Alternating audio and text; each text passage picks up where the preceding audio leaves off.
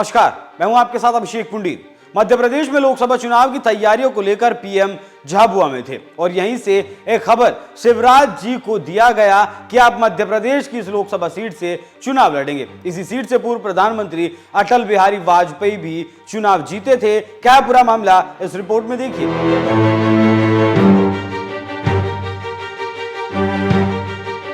तीसरी बार सरकार बनाने के लिए मोदी और शाह ने अपनी रणनीति बनाना शुरू कर दिया है और इसको अमली जामा पहनाने के लिए काम भी शुरू कर दिया गया है। उसी को लेकर मध्य प्रदेश के पीएम मोदी झाबुआ में थे और झाबुआ में आदिवासी सम्मेलन में अपनी सरकार के काम के बारे में उन्होंने बताया। इसके साथ ही साथ उसी बैठक में से एक बड़ी खबर सामने आई और कहा जाने लगा कि सुषमा स्वराज और अटल बिहारी वाजपेयी की सीट से चुनाव लड़ेंगे शिवराज सिंह चौहान। विदिशा लोकसभा एक ऐतिहासिक सीट है और इस सीट का अपना भी इतिहास है। विदिशा सीट से इस समय रमाकांत भार्गव सांसद हैं। इस लोकसभा में 8 विधानसभा आती हैं, जिसमें भोजपुर, सांची, सिलवानी, विदिशा, बासोदा, बुधनी, इछावर और खातेगांव सीट शामिल हैं। दिलचस्प बात यह है कि यहां की सभी 8 विधानसभा में से 7 विधानसभा पर बीजेपी का कब्जा है। सिलवानी सीट कांग्रेस के पास है। कांग्रेस के देवेंद्र पटेल सिलवानी से विधायक हैं। तो आप समझ गए होंगे कि विदिशा से चुनाव हराना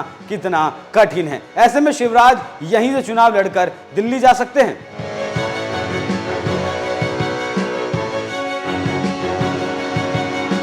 विदिशा लोकसभा सीट से पूर्व पीएम अटल बिहारी वाजपेयी जीत चुके हैं। इसी सीट से सुषमा स्वराज भी जीत चुकी हैं। उसके बाद शिवराज सिंह विदिशा संसदीय सीट से 1996, 1998, 1999 और 2004 में भी यहां से चुनाव लड़े और जीते। तो आप समझ गए होंगे कि विदिशा लोकसभा का नेचर क्या है। अब ये कंफर्म कर दिया गया है, लेकिन इसकी घोषणा अभी बाकी है। देखना होगा कि आगे क्या होता है। यहां पर हम प्रधानमंत्री मोदी का झाबुआ भाषण आपको सुना रहे हैं, जहां पर शिवराज सिंह चौहान भी मौजूद रहे। मैं प्रणाम करते हुए सबसे पहले मैं झाबुआ की पावन मिट्टी को नमन करता हूं।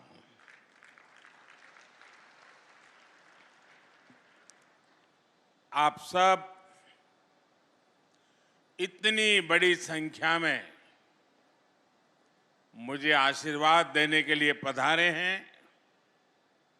मैं आप सबको, विशेष करके हमारी माताओं बहनों को और इस क्षेत्र के जनजातीय समाज को भी आदरपूर्वक नमन करता हूं।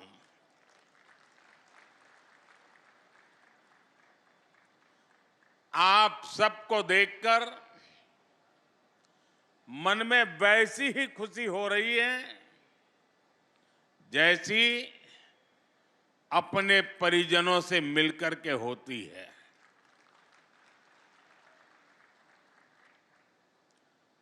झाबुआ जितना मध्य प्रदेश से जुड़ा है, उतना ही गुजरात से भी जुड़ा है।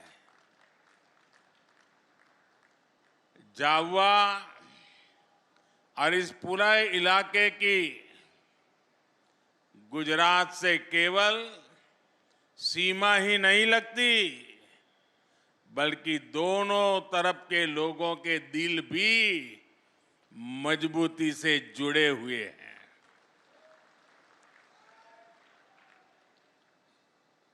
गुजरात में रहते हुए मुझे यहाँ के जनजीवन से, यहाँ की परंपराओं से करीब से जुड़ने का अवसर मिला था। इसलिए जब भी मैं आपके बीच आता हूं तो वो भाव ताजा हो जाता है। इन दिनों हमारे इस इलाके में तो भगोरिया की तैयारियां चल रही होगी। चल रही है ना? मैं आप सबको भगोरिया की बहुत बहुत शुभकामनाएं देता हूं। साथियों, भगोरिया से पहले मुझे आप सबके बीच आकर ढेर सारी सौगात, विकास की योजनाएं आपके चरणों में सुपुर्द करने का भी सौभाग्य मिला है। कुछ देर पहले मैंने झाबुआ, खरगोन, खंडवा, बड़वानी, धार, अलीराजपुर समेत पूरे एमपी के लिए हजारों करोड़ रुपए की योजनाओं का लोकार्पण भी किया है। झाबुआ के किसानों के गांव भी समृद्ध हो, इसके लिए आज आदर्श ग्राम योजना की विकास राशि भी जारी हुई है। इस क्षेत्र की कनेक्टिविटी को बेहतर करने के लिए आज मध्य प्रदेश में कई बड़ी रेल परियोजनाओं को भी शुरू किया गया है। आज से रतलाम और मेघनगर रेलवे स्टेशन को आधुनिक बनाने का काम भी शुरू हो रहा है।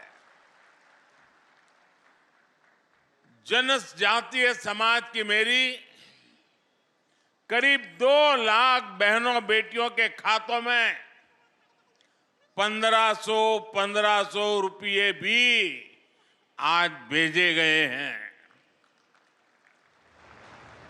एक साथ विकास के इतने सारे काम ये बता रहे हैं मध्य प्रदेश में फिर से एक बार बनाई हुई ये डबल इंजन की सरकार डबल तेजी से काम कर रही है। विकास के इस महाअभियान का श्रेय मध्य प्रदेश की जनता को जाता है। मैं आप सबको इसके लिए बहुत बहुत बधाई देता हूं। साथियों, यहां आपके बीच आने से पहले मैंने देखा कि मेरी इस यात्रा को लेकर खूब चर्चाएं भी हो रही है। भांति भांति की बातें लिखी जा रही है, भांति भांति की बातें बोली जा रही हैं। कुछ लोग कह रहे हैं कि मोदी मध्य प्रदेश में झाबुआ से लोकसभा की लड़ाई का आगाज करेगा। मैं बताना चाहता हूं कि मोदी लोकसभा चुनाव के प्रचार के लिए नहीं आया है। मोदी तो सेवक के तौर पर ईश्वर रूपी एमपी की जनता जनार्दन का आभार मानने आया है।